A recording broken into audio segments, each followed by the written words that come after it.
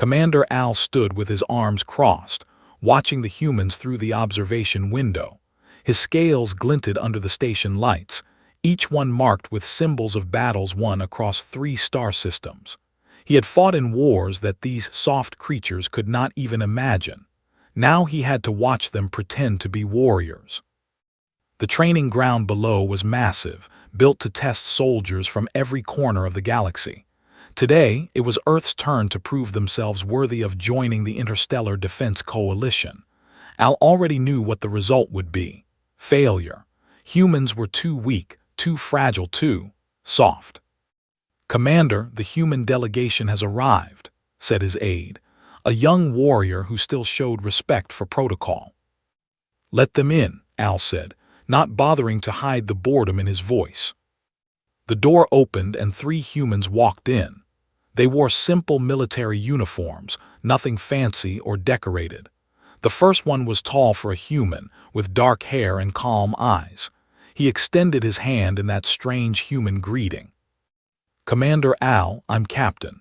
This is Lieutenant Hay and Specialist Wu. We're honored to demonstrate our capabilities today." Al looked at the extended hand but did not take it. Instead, he walked past them to the window. "Honored? You should be nervous. 16 species have applied to the coalition this cycle. Only 2 will be accepted. And honestly, Captain, I have seen your preliminary reports. I do not think humans have what it takes." Lowered his hand slowly but kept his expression neutral. "We understand your concerns, Commander. We're here to address them." "Concerns?" Al turned around, his voice sharp. "Captain, let me be direct. Your species has no natural armor. My scales can stop most small arms fire. Yours, your skin tears like paper. You have no claws, no venom, no enhanced strength. A warrior can lift 3 times what your strongest human can manage. You cannot see in the dark like you cannot survive in extreme temperatures. Your bones break easily. You heal slowly. You have only 1 heart, 1 liver, 1 of everything important. If I injure your spine, you are crippled for life. Should I continue?" The 3 humans said nothing. The one called Hay, a woman with sharp eyes, met his gaze without fear. That surprised Al a little, but not enough to change his mind. Wu, the younger one, spoke up. "Commander, with respect, military capability is not just about physical advantages." Al laughed, a sound like stones grinding together. "Really? Tell that to the soldiers who died because they were not strong enough, not fast enough, not tough enough. War is not a philosophy debate, specialist. It is about survival, and your species is not built for it." Stepped forward. "Then let us show you, Commander, not in a lab, not on paper. Give us a real evaluation. Put us in the field with your soldiers. Let us prove what humans can do." A field evaluation, Al considered this. It would be more entertaining than watching them fail at standard tests, and when they failed in the field, Earth's application would be rejected quickly. The Council would appreciate his thoroughness. "Very well. We have a scheduled training exercise tomorrow on Ara-3, the moon below us. Mixed species squads, live ammunition, real environmental hazards. If you survive, we will talk. If you do not," he shrugged. "Well, you will have proven my point." "We accept," said immediately. That night, Al reviewed the human files again in his quarters. He wanted to be fair, even if he already knew the outcome. The files were strange. Humans had only left their home planet 60 years ago. They were newcomers to the galaxy, barely past their own solar system. Yet they had fought more wars among themselves than most species fought in 1,000 years. The files showed images of human history. Primitive weapons, ancient battles, wars fought with sticks and stones, then metal, then explosives, then nuclear weapons. They had nearly destroyed themselves multiple times. Al shook his head. Savages. They fought each other constantly because they had no real enemies.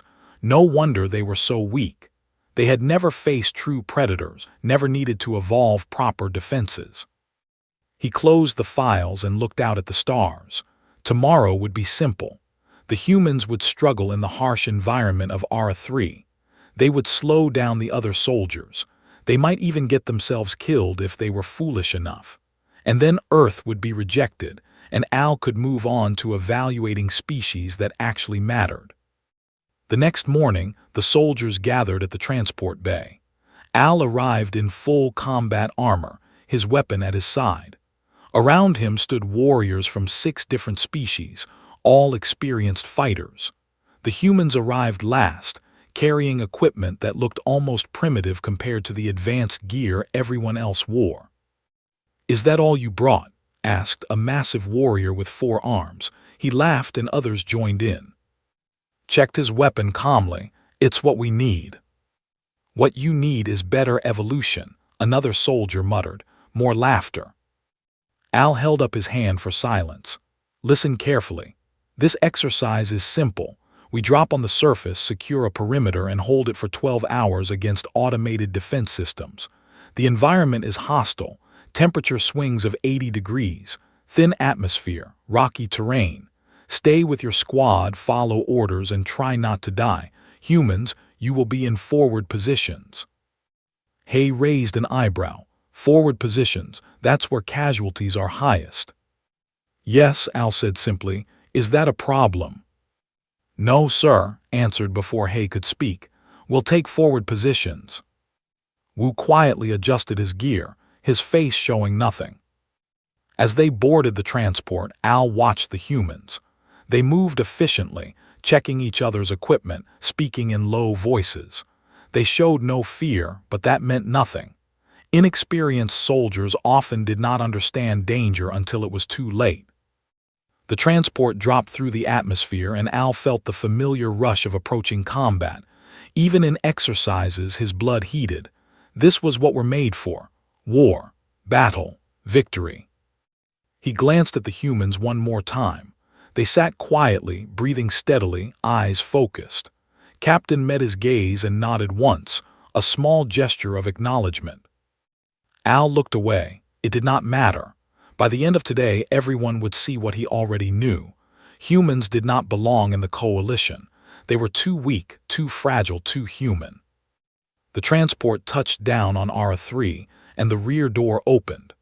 Hot air rushed in, and Al could feel the harsh environment immediately even through his suit. "Move out," he commanded. The warriors poured out onto the rocky surface. The humans went first, taking their positions at the front of the formation. Al watched them spread out, moving carefully across the uneven ground. "Perimeter secure," his voice came through the comm system. "No contacts." "Of course not yet," Al muttered. "The real test comes later." He had no idea how right he was. And he had no idea that everything he thought he knew about humans was about to be proven completely wrong. The first hour on Ara-3 went exactly as Al expected. The temperature climbed rapidly as the moon's sun rose higher.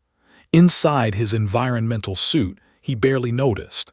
His biology could handle much worse. But he watched the humans carefully, waiting for them to collapse from heat exhaustion. They did not collapse. They moved slower, yes, and he could see sweat on their faces through their helmet visors. But they kept working, setting up defensive positions and checking equipment. Hay climbed up a rocky hill to get a better view of the surrounding area.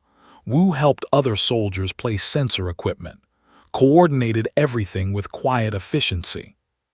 "Humans are surprisingly resilient," said Sergeant, a scout with excellent night vision. "I thought they would be struggling by now." "Give them time," Al replied. "The exercise has not truly begun." He was right, but not in the way he expected. An alarm suddenly blared through everyone's helmets. Al pulled up his display and saw a red emergency beacon pulsing about 2 kilometers away. His blood went cold. "All units, this is command," a voice crackled through the comm. "We have a genuine distress signal. Civilian transport crashed approximately 2 kilometers from your position. Unknown number of survivors. Indigenous hostile life forms detected in the area." Al cursed in his own language. This was no longer an exercise. This was real. "All units form up. We move to the crash site immediately." He switched channels. "Command, what indigenous life forms are we talking about?" "Cave dwellers, Commander. pack hunters, approximately 2 meters tall, fast, and aggressive. They avoid light but are attracted to heat signatures. Al knew about these creatures from briefing files. They were dangerous, especially in large numbers. This rescue would not be easy. The mixed squad moved quickly across the rocky terrain. The humans kept pace despite their smaller size and weaker physical capabilities. Al noticed that Hay took point position without being asked, scanning ahead with her weapon ready. "Movement ahead," she called out. 3 contacts moving left to right. Al saw them on his display. 3 of the cave dwellers staying in the shadows of rock formations. "Hold fire. They have not attacked yet. Conserve ammunition." They reached the crash site 15 minutes later. The civilian transport had torn apart on impact, scattering debris across a wide area. Worse, it had crashed partially into a deep chasm, with the rear section hanging over the edge. "Survivors inside," called out, his 4 arms already pulling at wreckage. Al assessed the situation quickly. The transport was unstable. The chasm was deep, at least 50 meters, and the cave dwellers were gathering. He could see at least 20 now, watching from dark places. "We need to extract survivors and get out. Everyone, grab what you can carry and—" A scream interrupted him. One of the soldiers, a young named, had ventured too close to the chasm edge. The rock gave way beneath him and he fell, tumbling down into the darkness. Al rushed to the edge but stopped. It was too dangerous. The walls were unstable. Any rescue attempt could cause a collapse. He made the calculation in his head, the same calculation every commander had to make. 1 soldier lost was terrible. Multiple soldiers lost trying to save him would be worse. "We cannot reach him," Al said, adding the words even as he spoke them. "The walls are too unstable. We will come back with proper equipment after we secure the survivors." "Like hell we will." Al turned. Wu was already at the edge, attaching a rope to a secure point. Hay was beside him, checking her own harness. "Specialist, I gave an order," Al said. "Heard you, sir," Wu replied, not looking up from his work. "Going anyway." "You will die down there." Hay finished her harness check and looked at Al. Her eyes were calm, almost cold. "Maybe, but he's definitely going to die if we don't try. That's not acceptable." Before Al could respond, both humans went over the edge. He watched in disbelief as they rappelled down the unstable chasm wall. Rocks fell around them. The rope creaked under their weight, but they moved with practiced confidence, like they had done this 1,000 times. "Insane," muttered. "Humans are insane." Al could not argue with that assessment. The comm crackled. "Found him," Wu's voice said. "He's alive but injured. Broken leg, maybe ribs. We're bringing him up." "How?" Al demanded. "You do not have the strength to lift him." "Don't need to lift, sir. Watch." Through his helmet display, Al tracked their vital signs and positions. The humans had rigged some kind of pulley system using the rope and a piece of debris. They were hauling up slowly, working together, using leverage instead of pure strength. It took 20 minutes. 20 minutes where Al held his breath, expecting the rope to snap or the wall to collapse. But finally, 3 figures appeared at the top of the chasm. Wu and Hay pulled over the edge, then collapsed on the ground, breathing hard. Al approached them. Was injured but alive, his leg splinted with pieces of debris and medical tape. Wu was already checking his vital signs with a scanner that looked ancient compared to modern medical equipment. "His ribs are fractured but not broken through. The leg will heal if we stabilize it. He'll be fine, Commander," Wu said. "You," Al struggled to find words. "You risked your lives, both of you, for 1 soldier." Hay looked up at him, still breathing hard from the effort. "Isn't that what soldiers do, sir?"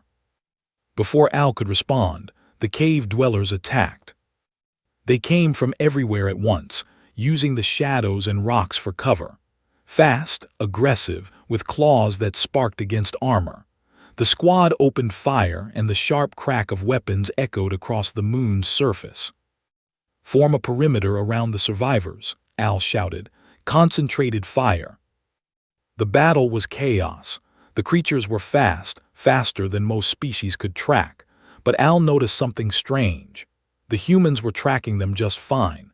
Hay moved with precise, controlled movements, each shot finding a target. Called out positions before Al's own sensors could identify them. Wu somehow continued treating even while firing his sidearm at approaching creatures. How are they doing that? Asked, firing his own weapon. Al did not have an answer. Humans were supposed to have slow reflexes, poor vision, weak senses. Yet they were performing better than species specifically evolved for combat. The fight lasted 10 minutes. When it ended, 20 dead creatures lay around them, and the rest had retreated into darkness. Status report, Al ordered. 3 injured, none serious, reported. Ammunition at 70%, survivors secured. Al looked at the crash site, then at his soldiers. 3 were wounded, including. The humans had no injuries despite being in the thick of the fighting. They had moved with a coordination that spoke of extensive training, using cover effectively, conserving ammunition, supporting each other. We need to move to a more defensible position, Al said.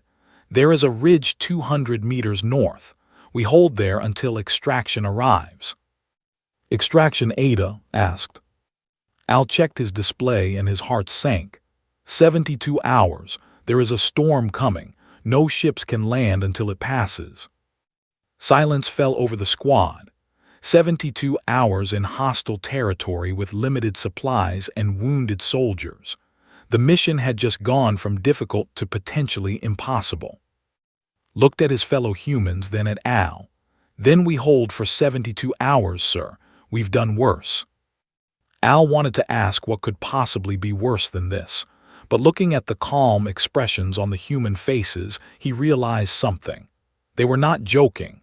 They were not trying to be brave. They genuinely believed they could do this.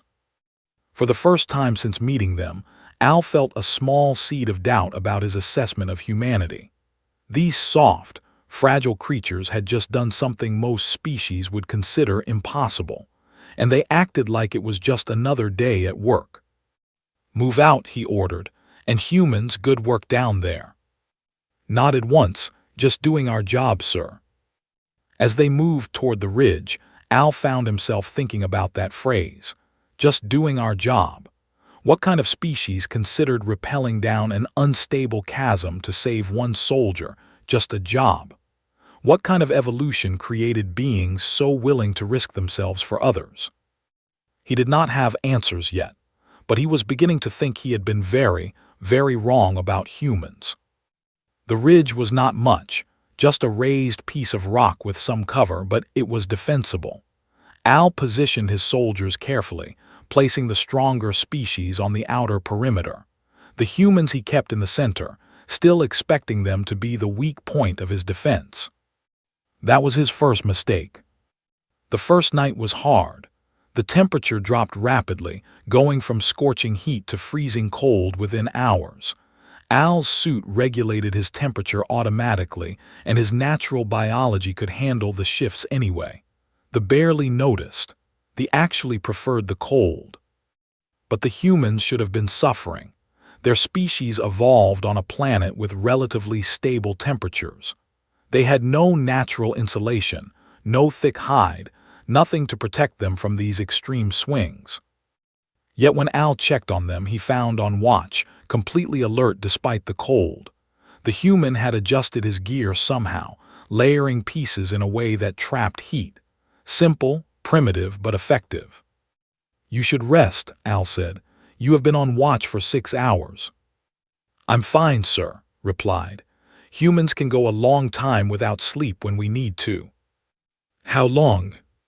Depends on the situation. In combat, I've seen soldiers stay awake for 4 or 5 days. Not healthy, but we can do it. Al felt his scales prickle with surprise. 5 days. Most species started hallucinating after 2 days without sleep. That is impressive. It's necessary, said simply. On Earth, The predators that hunted our ancestors didn't always attack during the day. We evolved to be able to stay alert for long periods. Sleep is a luxury for humans, not a requirement. The second day brought new problems. Food supplies were running low. The crash survivors needed more than their share because of injuries. Al calculated the rations carefully. They would last 72 hours, but barely. Everyone would be hungry. He watched Wu distribute the rations. The human gave the injured soldiers larger portions, the strong soldiers normal portions, and took a smaller portion for himself and the other humans. "Specialist, you need to eat," Al said. "I am eating, sir," Wu replied, chewing on what looked like a very small meal. "That is not enough." Wu smiled. "Commander, humans can survive on very little food when we have to. Our bodies store energy efficiently. I'll be fine for days on these rations." "But you will be weak." "Hungry, yes. Weak, no," Wu checked on, who was recovering well despite his injuries. "Humans have gone through famines, sir. My own ancestors survived a 3-year drought where people ate bark and roots. This is plenty." Al did not know what to say to that. What kind of species evolved to survive famine as a regular occurrence? On the third day, the cave dwellers came back. Not in a full attack, but in small groups, testing the defenses, probing for weakness. Al's soldiers drove them back each time, but ammunition was getting low. It was during one of these attacks that Al noticed something strange. When ammunition ran out in one section, Hay simply switched to her knife. Not a backup weapon. An actual knife, primitive metal blade. And she used it with brutal efficiency, fighting off 2 creatures in close combat before could reach her position. "Where did you learn to fight like that?" Al asked after the attack. Hay cleaned her knife carefully before responding. "Earth, sir. Humans have been fighting hand-to-hand for thousands of years. We have dozens of martial arts systems, hundreds if you count regional variations. This particular style is called MAGA, developed for efficient killing in close quarters. You have been fighting each other for thousands of years." "Longer than that, Commander. We've been at war with each other since before we had written language. We fought with sticks, stones, bronze, iron, steel, gunpowder, nuclear weapons. We've fought over land, resources, religion, politics, pride. We've documented every technique, every strategy, every mistake, and we remember all of it." Al felt something cold in his gut. You fight your own species, constantly." "Used to, sir. Still happens sometimes, but less now. We're trying to get better." Hay looked at him directly. "You asked why we're willing to risk ourselves for each other, because we know what happens when we don't. We've seen it, we've done it, and we're trying to be better than our history." That night, Al could not sleep. He kept thinking about what Hay had said. A species that evolved fighting itself. That survived by learning to kill each other more efficiently. That documented warfare like other species documented art. On the 4th day, a young human soldier named came to Al's position. He was the youngest of the humans, barely past his species' adulthood. He carried ammunition and water, distributing it to the soldiers. "Commander, I brought you extra rations," said, offering a package. "I do not need extra," Al replied. "Keep it for yourself." "Sir, you're the commanding officer. You need to stay sharp. Place the rations down anyway. Besides, humans can handle being hungry. It's nothing compared to what our species has survived." "What do you mean?" Sat down, checking his weapon as he spoke. "My grandfather used to tell me stories, sir. Stories about Earth's history. We survived ice ages that covered half our planet in glaciers. We survived plagues that killed 1/3 of our population. We survived wars that used weapons capable of destroying all life on Earth. We almost made ourselves extinct at least 3 times, but we kept surviving. Humans don't give up, Commander. It's not in our nature." "Why not?" Al asked. "Most species would have gone extinct facing such hardship." "Because the ones who gave up died," said simply. "And the ones who survived passed that stubbornness down to us. We're the descendants of the survivors, sir. The ones too stubborn or too angry to die. That's human evolution. Al looked at this young soldier with new eyes. Soft skin, weak muscles, fragile bones, but something else underneath. Something harder than his own scales. On the 5th day, the situation got worse. One of the crash survivors, a civilian named Na, developed an infection. Wu treated her with the limited medical supplies available, but it was not enough. She needed proper medical care, and they were still 2 days away from extraction. Al expected the humans to give up on her. Resources were limited. It made tactical sense to focus on those who could fight, but Wu refused to leave her side. He used his own water ration to keep her hydrated. He stayed up all night monitoring her condition. He shared his food with her. "Specialist, you need rest," Al said on the morning of the 6th day. "She needs me more, sir," Wu replied. His eyes were red from exhaustion, but his hands were steady as he changed Nuss bandages. "She is a civilian. We have soldiers to think about." Wu looked up at Al, and for the first time the human looked angry. "She's a person, sir, and we don't leave people behind. Not soldiers, not civilians, not anyone. Even if it costs you your life. Especially then, what's the point of surviving if we abandon our humanity to do it?" Al had no response to that. That afternoon, Hay went on reconnaissance. She went alone, despite the danger, because they needed to know if the cave dwellers were gathering for another attack. She left at noon and was supposed to be back in 6 hours. 18 hours later, she still had not returned. Was packing, which Al had learned was a sign of stress in humans. Wu checked the comm constantly. Even the other soldiers were worried. Hay had become liked among the mixed squad, respected for her skills and courage. "We should send a search party," said. "We cannot spare the soldiers," Al replied, though he hated saying it. "If she is gone, she is gone." "She's not gone," said firmly. "She's coming back." "How can you know that?" "Because she's human, sir, and humans don't quit." 6 hours later, Hay appeared at the edge of their perimeter. She was covered in dust and blood, her equipment damaged, but she was alive. She carried critical information about a large group of cave dwellers gathering in caverns to the east, planning a major attack. "Where have you been?" Al demanded, relief making him angry. "Got ambushed, sir. Had to take the long way back. Killed 3 of them, lost my main weapon, ran out of water, but I got the intel you needed." Hay accepted water from Wu and drank deeply. "They're coming tomorrow night, at least 200 of them." 200. With their dwindling ammunition and exhausted soldiers, that number was a death sentence. Al looked at his squad. Tired, hungry, running on fumes. Any other species would be demoralized, but the humans just looked determined. "We'll hold," said quietly. "We've held this long, we can hold one more day."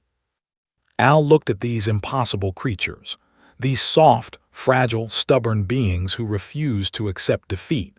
And for the first time, he allowed himself to believe they might be right. The attack came at sunset, just as Hay predicted. Al watched through his scanner as the cave dwellers poured out of the eastern caverns like a dark wave. 200, maybe more. They moved with coordinated purpose, not just as animals but as something more intelligent.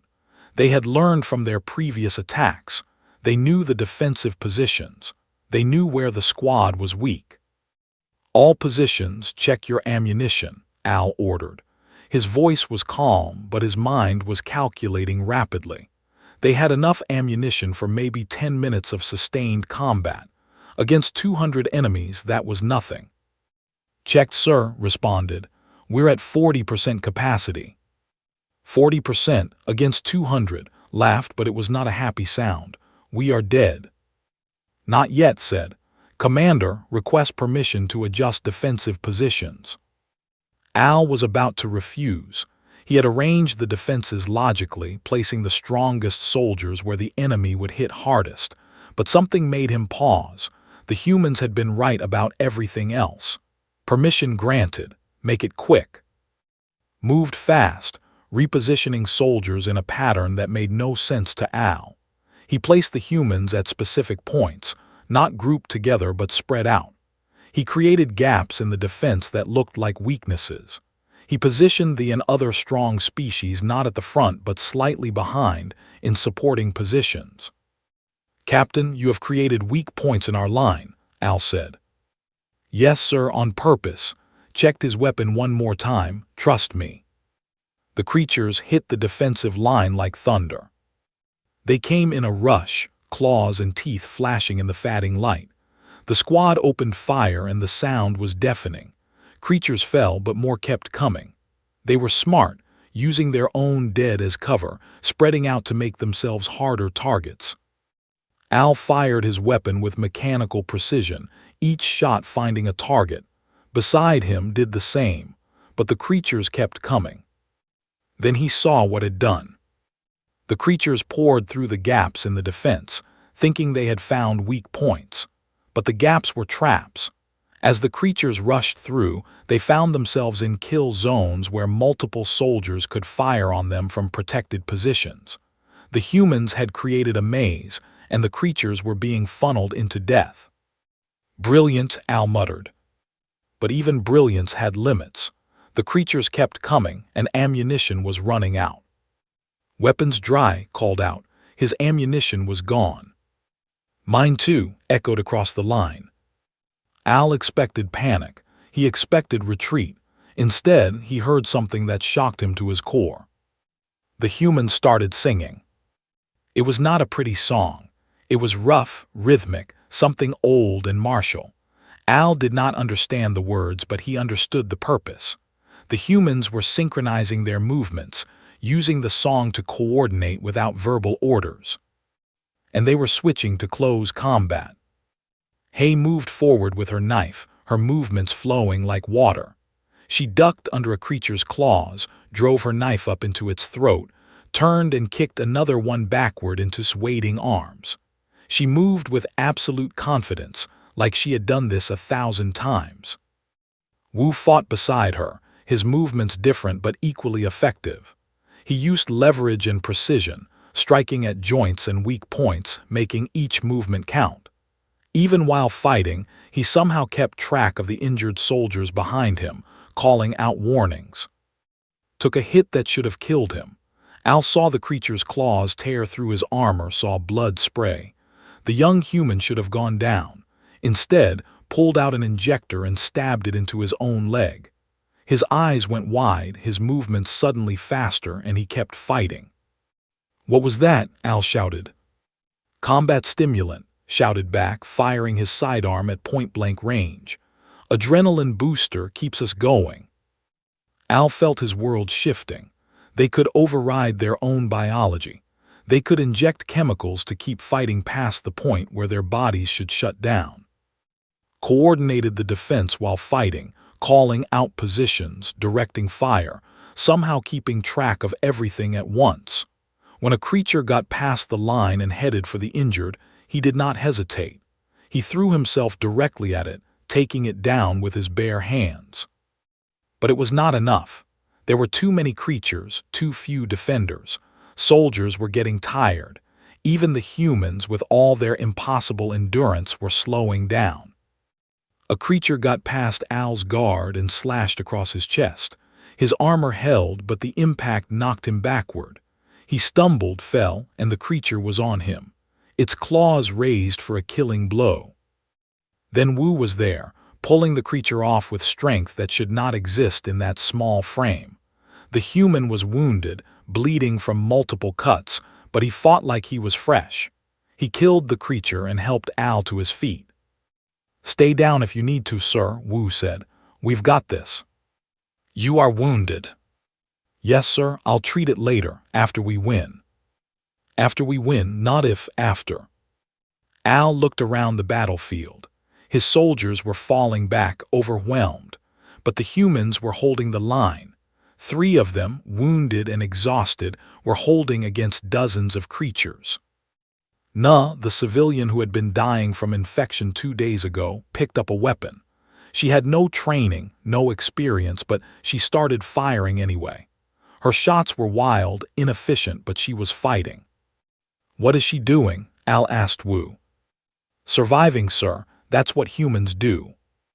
The battle raged for what felt like hours. Al lost track of time. He fought beside the humans, and slowly he began to understand. They did not fight like soldiers following training. They fought like a species that had evolved with war as a constant companion. Every movement was efficient.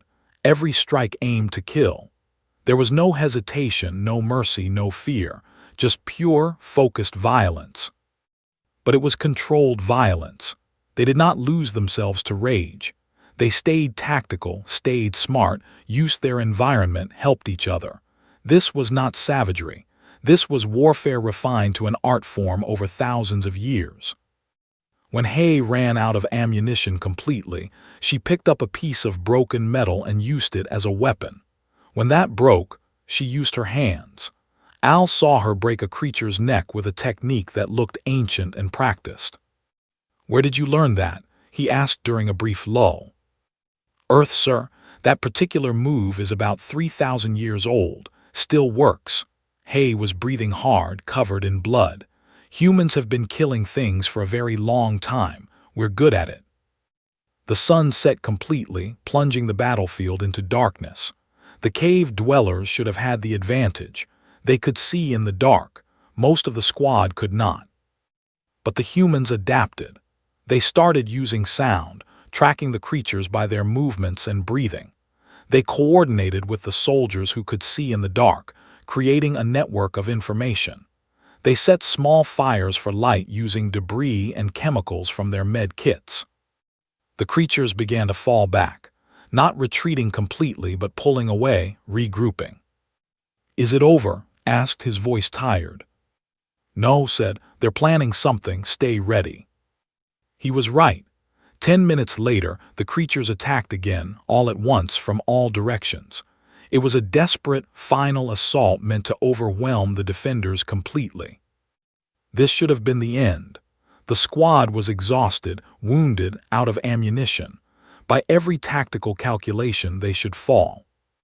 Al prepared to die. He would die with honor, fighting to the last. But the humans had one more impossible thing to show him. They fought like demons. There was no other word for it. Hay, Wu, all of them moved with a fury that seemed impossible from such tired bodies. They used their environment, their training, their absolute refusal to quit. They turned the battlefield into a killing ground. And slowly, impossibly, the tide turned. The creatures started falling faster than they could attack. The humans, fighting with primitive weapons and sheer determination, were winning. When it finally ended, when the last creature fell or fled, Al looked around at a battlefield covered in dead enemies. His squad was alive. Battered, wounded, exhausted, but alive. The human stood at the center of the defensive position, breathing hard, covered in blood and dust, had a broken arm. Hay could barely stand. Wu had injuries that should require immediate surgery. Looked like he might collapse at any moment. But they were still standing, still alert, still ready to fight if needed. "Status report," said, his voice rough but steady. "How?" Al asked. "How are you still functioning?" Looked at him with eyes that had seen too much death. "Because we have to, sir. That's what humans do. We survive because there's no other option." In the distance, Al heard the sound of engines. The extraction ships, arriving early because the storm had passed faster than predicted. They had held for 72 hours. No, more than that. They had held against impossible odds and won. Al looked at the humans one more time. These soft, fragile creatures who had no business surviving in a galaxy full of stronger, faster, better-armed species. And he finally understood. Humans were not warriors despite their weaknesses. They were warriors because of them. Every weakness had forced them to adapt, to learn, to become better. They had turned their fragility into strength through sheer stubborn will. "You were right," he said to, "you did worse than this." Managed a tired smile. "Told you, sir, this was just a bad camping trip." The medical bay on Ara Prime was quiet, filled with the soft sounds of healing equipment and tired soldiers resting. Al walked through the rows of beds, checking on his squad. Most were recovering well. The healed quickly, the even faster, but he found himself drawn to the section where the humans were. They should have been the worst injured. They had fought the longest, taken the most hits, pushed their bodies beyond any reasonable limit. But when Al arrived, he found them sitting up in their beds, talking quietly with each other. Wu was already back on his feet, checking on other patients despite the doctor's protests. "Specialist, you should be resting," Al said. Wu turned and smiled. "I am resting, sir, but people still need care. The in-bed 12 has an infection starting. The in-bed 8 needs his medication adjusted. I can rest after I make sure everyone else is okay." "You nearly died 3 days ago." "Nearly doesn't count, sir." Wu went back to checking on his movements careful but efficient. Al moved to where was sitting, his broken arm in a regeneration cast. The human captain was reading something on a data pad, his expression focused despite his injuries. "Captain, may I sit?" Al asked. "Of course, sir." "Put down the pad. Something on your mind." Al sat, his scaled body not quite fitting the human-sized chair. "I came to apologize." "Look surprised. For what?" "For underestimating you, for mocking you and your species, for thinking you were weak." Al met's eyes. "I was wrong about everything." "Thank you, sir, but honestly, you're not the first to underestimate humans. Most of our own history is us underestimating each other." Smiled slightly. "We're used to it." "I need to understand something," Al said. "How do you survive? You have no natural advantages.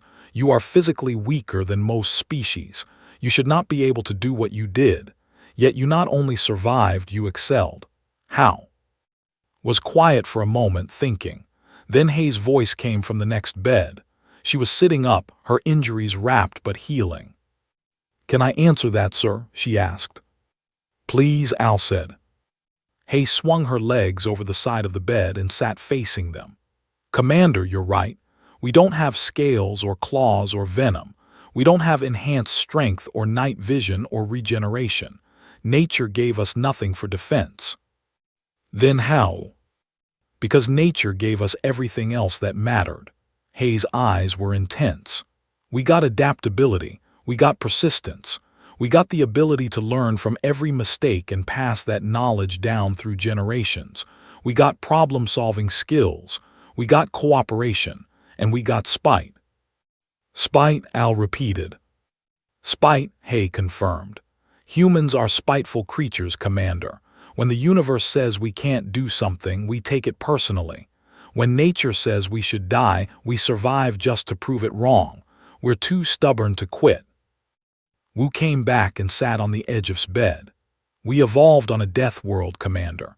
Earth tried to kill us with ice ages, volcanic eruptions, plagues, predators. Everything on our planet wanted us dead, but we kept surviving. We learned to use tools because we couldn't use claws. We learned to cooperate because alone we were weak. We learned to think because we couldn't outrun our predators." And then, added from his bed, "When we ran out of external threats, we started fighting each other." Al felt his blood chill. "What?" Nodded slowly. "It's true. Once we became the dominant species on Earth, we turned on each other. We've been at war with ourselves for at least 10,000 years. Probably longer, but that's as far back as our records go." 10,000 years of war. Al could barely comprehend it. "Against your own species." "Constantly," Hay said. "We fought over territory, resources, religions, politics, ideologies, insults. We fought wars that killed millions. We developed weapons capable of destroying our entire planet. We came close to making ourselves extinct at least 3 times, but we kept learning." She pulled up something on her data pad and showed it to Al. It was a human military database, thousands of years of documented warfare. Battle strategies from ancient Earth, tactics used in primitive conflicts, techniques refined over centuries of constant fighting. Every war taught us something, Hay continued. Every defeat made us smarter. Every victory showed us what worked. We documented everything. We studied our own violence like scientists studying nature. We turned warfare into an academic subject. Al scrolled through the database, horrified and fascinated. There were thousands of documented battles, millions of tactical maneuvers, entire libraries dedicated to the art of killing. This is extensive. That's just the official military history, said. Each culture on Earth has its own martial traditions going back centuries. Dozens of fighting styles, hundreds of weapon techniques, thousands of strategic principles, all developed by humans trying to kill other humans more efficiently. Why are you telling me this? Al asked. This makes your species sound terrifying. Because you need to understand what you're getting if you accept us into the coalition, said seriously. We're not just soldiers. We're a species that has been at war with itself since the beginning. Fighting is in our DNA. It's how we survived. It's who we are. Wu spoke up. But it's also why we're good at working together now. We've seen what happens when we don't cooperate. We've experienced the horror of war from both sides. We know what we're capable of, the good and the bad, and we're trying to be better. That's why we went down for, Hay said. Why we shared our rations. Why we held that ridge. Because we know what happens when soldiers abandon each other. We've done it. We've regretted it. And we refuse to do it again. Al sat in silence, processing everything. A species that evolved fighting itself. That survived by learning to kill each other better. That documented every form of violence and passed it down through generations. It should have made him want to reject their application immediately. But instead he thought about what he had witnessed, the tactical brilliance, the adaptability, the absolute refusal to give up, the willingness to risk everything for each other. You said you're trying to be better, Al said slowly. What does that mean? Looked at his fellow humans before answering. It means we know what we are. We know we're good at violence. We know we're survivors at any cost. We know we're dangerous. But we're trying to use those abilities for something good. To protect instead of destroy. To build instead of tear down. To cooperate instead of fight. It's hard, added. We still have conflicts. We still disagree. Sometimes violently. But we're getting better. Coming out here, meeting other species, joining something bigger than ourselves, it gives us a purpose beyond fighting each other. Al stood and walked to the window, looking out at the stars. After a long moment, he turned back to the humans. I need to report to the council tomorrow. I need to give my assessment of Earth's application to join the coalition. He paused. I came here planning to recommend rejection. I thought humans were too weak, too fragile, too unsuited for military service. The humans said nothing, just waited. But I was asking the wrong question, Al continued. I was asking if humans were worthy to fight beside us. I should have been asking if we are worthy to fight beside you. Started to speak, but Al held up his hand. Let me finish. What I witnessed on that moon was not just courage or skill. It was something deeper. You are not just warriors. You are survivors. You are adaptable, persistent, intelligent, and absolutely unwilling to quit. You turned every weakness into strength. You cooperated when others panicked. You fought when others would have surrendered. He moved closer to them. You saved my soldier when I was ready to abandon him. You held a position that should have fallen. You survived conditions that would kill most species. And you did it all while protecting civilians and caring for the wounded. That is not just military capability. That is something more. What will you tell the council, sir? Asked. The truth, Al said. That humans are physically weaker than most species in the galaxy. That you lack natural defenses and heal slowly. That by every physical measure, you should not be effective warriors. He paused, then smiled. And that none of that matters, because you are stronger than us in every way that actually matters in war. You don't just fight to survive. You refuse to stop fighting. You turn every disadvantage into an advantage. You learn from every mistake. And you never ever give up. The humans looked at each other, hope in their eyes. I will recommend full acceptance into the coalition, Al said, and I will request that human soldiers be integrated into all major military operations. The galaxy needs what you have. We have been at peace for 3 centuries. We have grown comfortable, soft. But you are what you get when a species never stops fighting, never stops learning, never stops adapting. Thank you, sir, said quietly. Al prepared to leave, then turned back. One more thing. In my report, I will note something else. The galaxy just gained its fiercest protectors, but I will also warn the Council to never, ever make enemies of humanity. Because a species that almost destroyed itself multiple times and survived. A species that turned warfare into an art form. A species that refuses to quit no matter the odds. He looked at each of them. That is not a species anyone should want to fight against. 3 days later, Al stood before the Galactic Council, presenting his findings. He showed footage from the moon, explained what he had witnessed, and gave his recommendation. The vote was unanimous. Earth was accepted into the Interstellar Defense Coalition. That evening, Al found himself in a human establishment on the station, something they called a bar. Had invited him to celebrate. The human captain sat across from him, along with He, Wu, and they raised glasses filled with a human beverage. To new allies, said. To humanity, Al replied. May I never face them as enemies. He grinned, smart choice, Commander. They drank and Al felt the strange human alcohol burn his throat. It was unpleasant but somehow fitting. Everything about humans was like that. Uncomfortable, unexpected, but effective. Commander, can I ask you something? Wu said. Of course. When did you change your mind about us? What was the moment? Al thought back over the past week. The rescue, the siege, the impossible stand. So many moments that had challenged his beliefs. It was when fell, injured, and injected himself with stimulants to keep fighting, Al said.